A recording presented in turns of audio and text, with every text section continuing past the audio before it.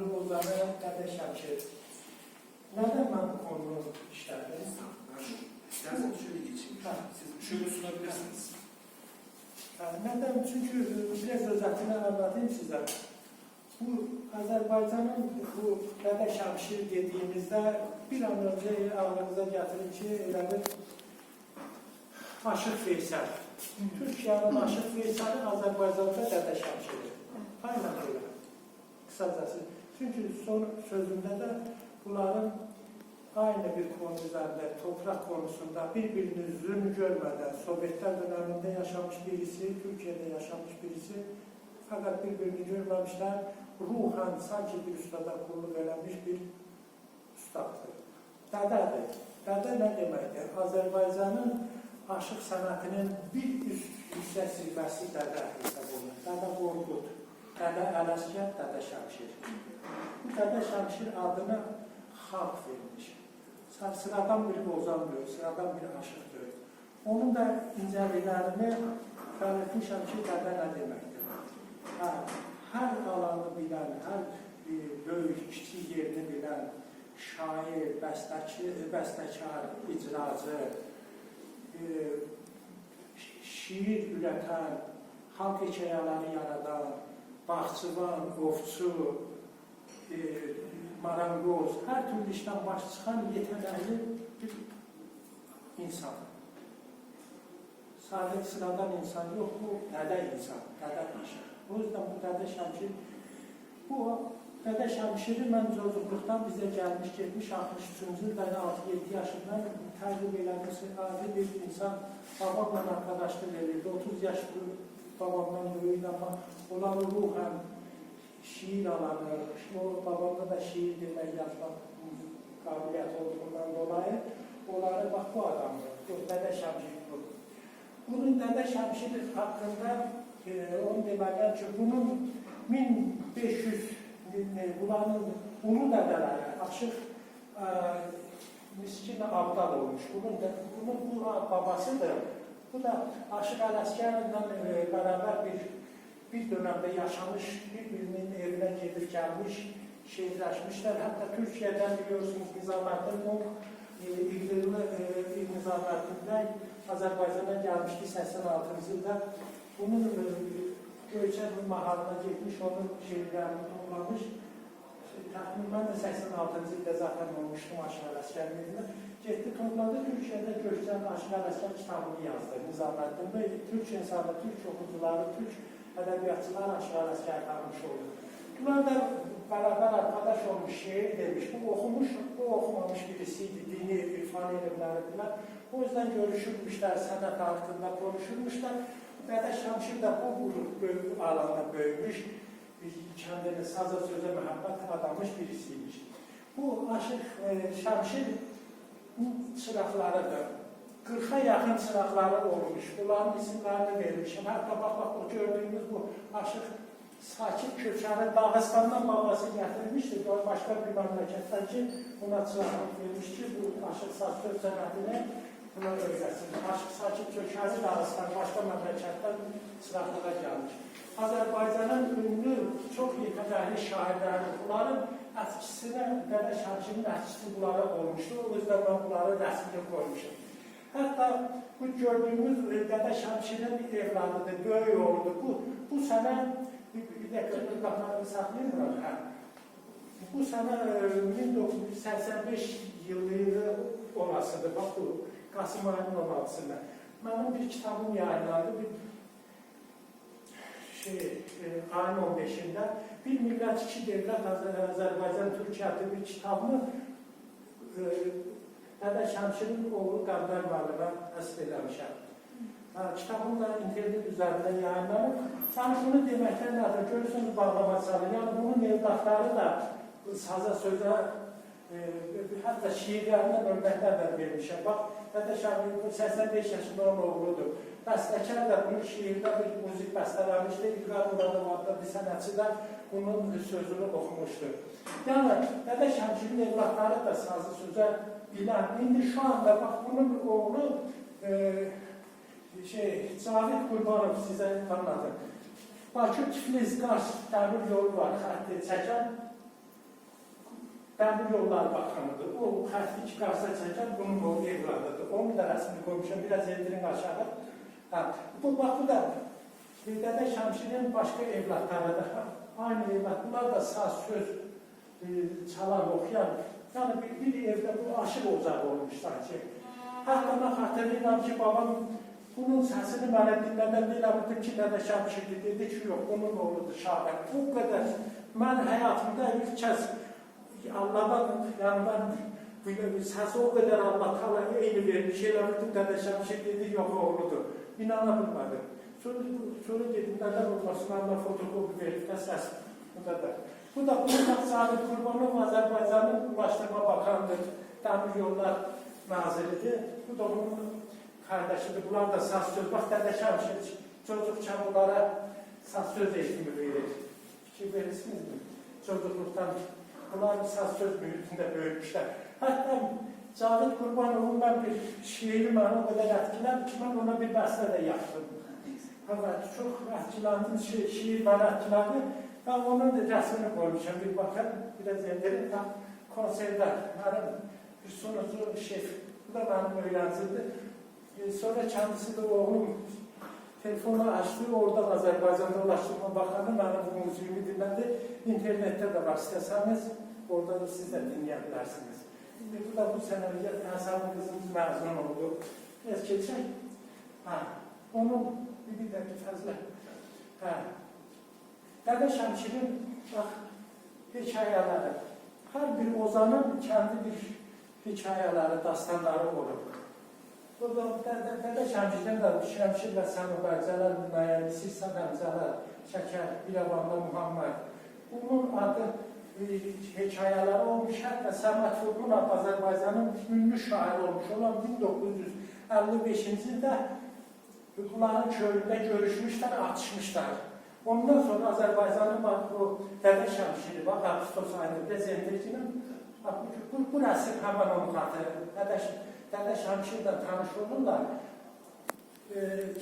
Səməd Vurğun 50 yaşında rəhmətə gelmiş, sanki bir ixtiyar bir ama bundan bir 10-12 yaşında küçüydü.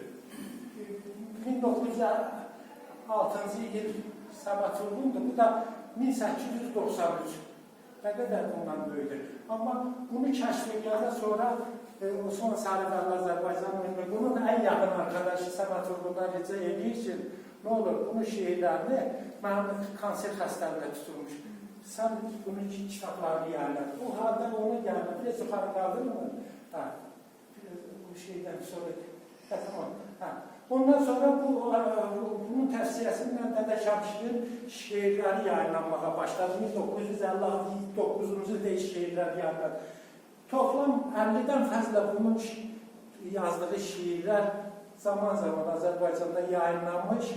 Kitaplar halinde yayınlanıyor. İsmini ben burada vermişim. Zamanınızı fazladan almak istemiyorum. Keçid aşağı vermədi. Hatta Azərbaycanın Bəhrəm Nəsibov adlı bir xalqsan Allah rəhmət eləsin. Bunun Aygız adlı şiirindən bir bəstə xalq sənətçisi oxumuş. Şu anda Qızıl Fondda da xalq əzgisi kimi səslənilməkdədir.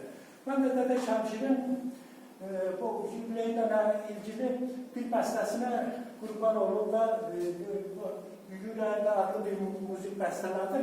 O kitabı da bu kitabda yayınlatmışam. Bu günləri kəndimdən gətirmişdim.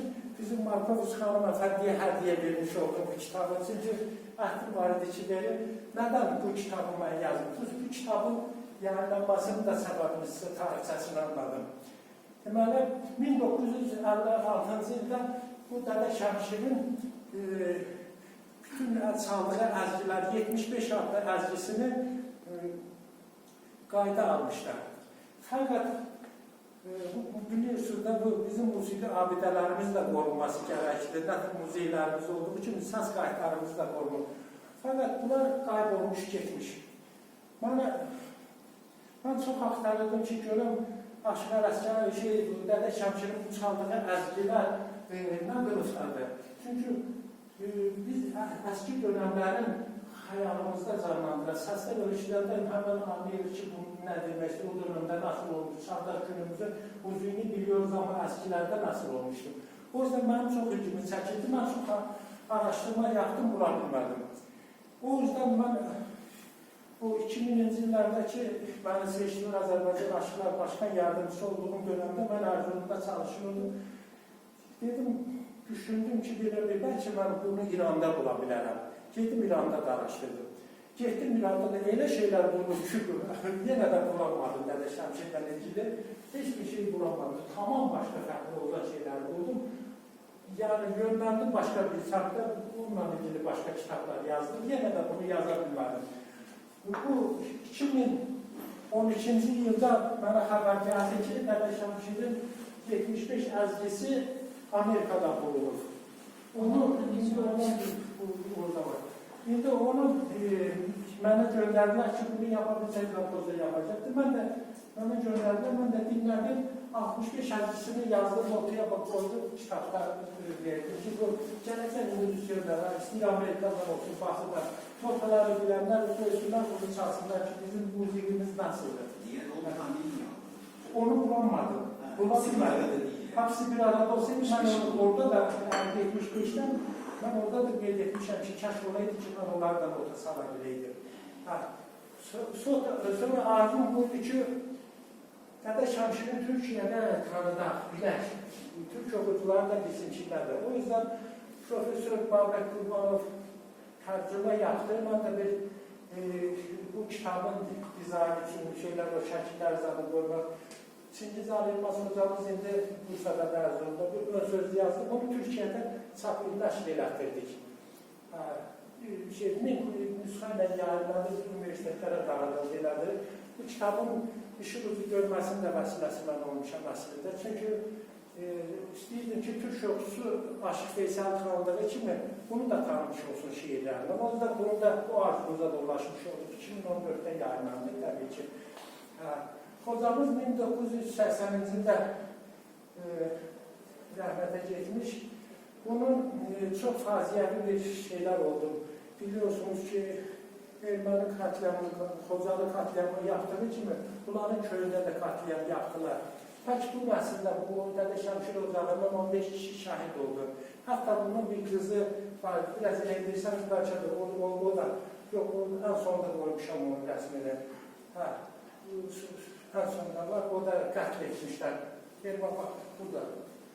Bir dışarı başardı. Biraz da katlettiler, biraz kes. Ulas. Bu da onun kızıdır.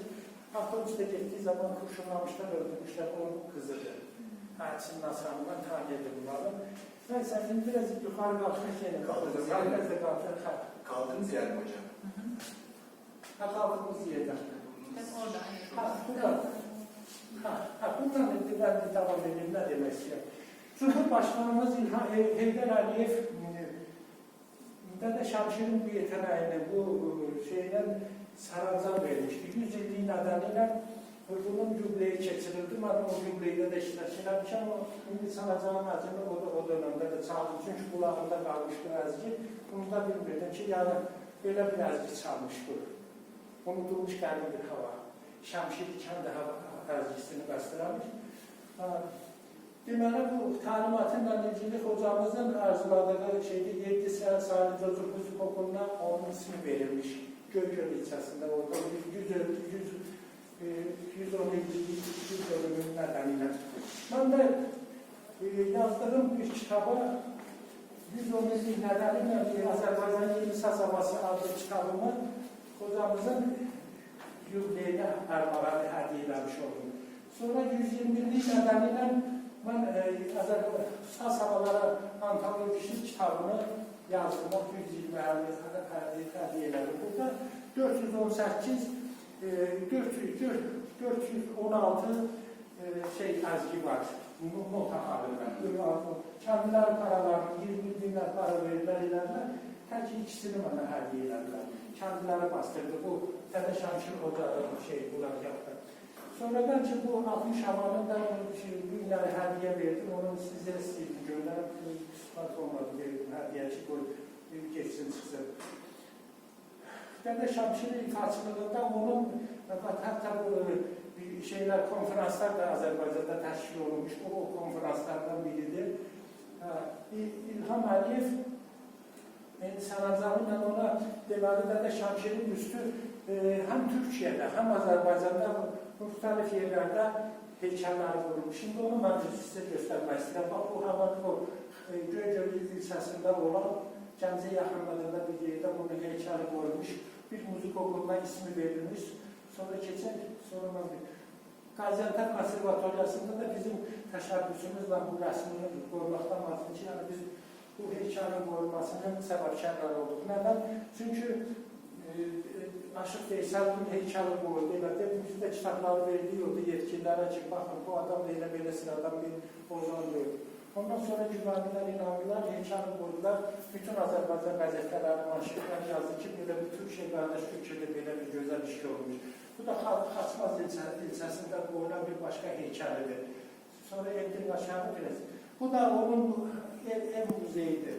Ev muzeyi şimdi Qaşıq Şamşid Kültür Mərkəzində bunun canlı belə bir heykəlini dikmişlər.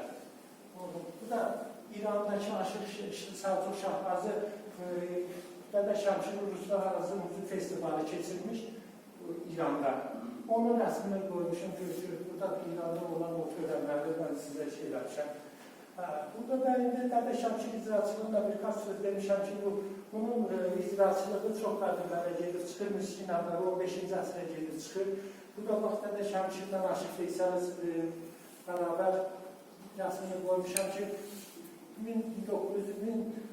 1894-1993'də. Evet, yani bunlar bir dönemi sanki aynı bir ustadakılar vallahi. İndi bunları ortak birləşdirən və cəhətlər için nə deyim sizə? Mesela toprakla ilgili onun da şiiri var, siz biliyorsunuz da Türkiye'de. İndi onu ben örneğin vermişəm ki, bak, Qara Toprak. Dədə Şəmşid yazır. Okuyuram. Firdevsi Hakkani Nəsimi nerede? Səndən kam almadı. Ay Qara Toprak. Birbirini görməmişlər. Ama yazmışlar. Ben bu özel olarak kıyaslamışam bunu. Nizami Füzuli Cevherin kanı oldular yılana tay Qara Toprak. Fələk kokusunu əzəli hastır, iyidir yani. Kafası ilgarı, qandır, haraşdır. Bir günü düğündür, bir günü yastır, qandır, üzündür. Başlıyor üstünde vay Qara Toprak. Annesin evladın daraşır sana. Annesen evladın taraşır sana. Göğsünden süt alır, sarmaşır sana. Sondan gübre olur, karışır sana. Edipsen kendine tay Qara Toprak. Başarmadın filəşirə, sənlərə, qaplarına dipnotda açıqlamışam. Destanı sığmıyor milyon dəftərə. Göydəki şahinlər döşəndiyi yerə olur şirin ömrüzə Qara Toprak. Elə o ayrılır hanımanından usanır, çəkər bezir canından usanır. Hüsnün al boyanır insan kanından. Günahsız çok akarsa Qara Toprak. Şamşir bu şam şöhretine inandı, bütün yaratmışlar oduna yandı. Bu üç zamanında neler dolandı. Dik topla hesapla say Qara Toprak. Burada da bunlar sözlükleri açıklamışam içinədir. Sonra Qara Toprak şeyini koymuşam. Aşıq Veysel'in bunu da siz bilirsiniz, bunu biz okumalar şeylerim. Sonra sonuçlananlarına bakmadan o değil. 1955'ci Osman Sərvərli Aşıq Samet Vurğun Osman Valiyə demiş ki, bunun kitablarında, müziklərinin təbliğatlarında Azərbaycanın xalq şairidir. Bunun məsələsində Əminə xanım Müziqşünas 75 aşıq havasının notu şeyləmişdi, kaydını almışdılar bu hanımefendinin. Hemen bu notuya aldığım, yazdığım kitap bu müzikləri dinləyib şeyləmişəm. Bax, isimləri var. Bax, Düyməli qızın üstü Köroğlu 65 dənədir qəhrəmanı. Onlar hepsini sayılması 60 dənədir. 75 deyirlər, sonra 75'i bilmədim ki, olsaydı mənim. Bax, burada Şamşir'e, Dədə Şamşir'dən nə deməkdir? Dədə Şamşir Allah'ın qulu, Rabbini tanıyan birisi, dini imajdır. Burada hamısını açıqlamışam ki, dədə nə deməkdir. Yəni, sıradan bir insan verir. Burada Qaynaqçada o da onu rəhmət etmiş. Ermənistun 15'i şəhid olmuşlar. Yani şu anda o topraklar işgal altındadır. Kəlbəcər şeyinde yönədən şeydilər. Bugünkü gündə də bu konum belə bununla edildi ki, o kitabı yayınlanmışdı ki, bilirsiniz ki, bu sıradan bir adamdır. Bu hocamız bu Dədə Şəmşir haqqında 4 kitab yayınlamışam, 3 məqalə yazmışam, simpozyumda da çıxış eləmişəm. İndi onun əsasını mən sizə, sanki mən sizə bir şey deyim, bir dəqiqə hamı görür ki, dedim. Biliyorsunuz, müzik alanında səs var, baştan gələn səs, kökdən gələn səslər, biliyorsunuz bunu. Bu hocamıza Allah'tan elə bir səs vermiş, o qafadan gəlmiş. 15 yaşında da oxudu, 70 yaşında da 87 yaşında da dünyadan köçdü. Sanki bir çocuk səsindən məsul. İndi onun qəhrəmanlıq havasını, sizin çoruğunu sizə dinlətmək istəyirəm, siz bir dinləyin onu. O səsi də deyən həmən Əminə xanımdır. Biraz dilləri eləyib, açabilirsiniz.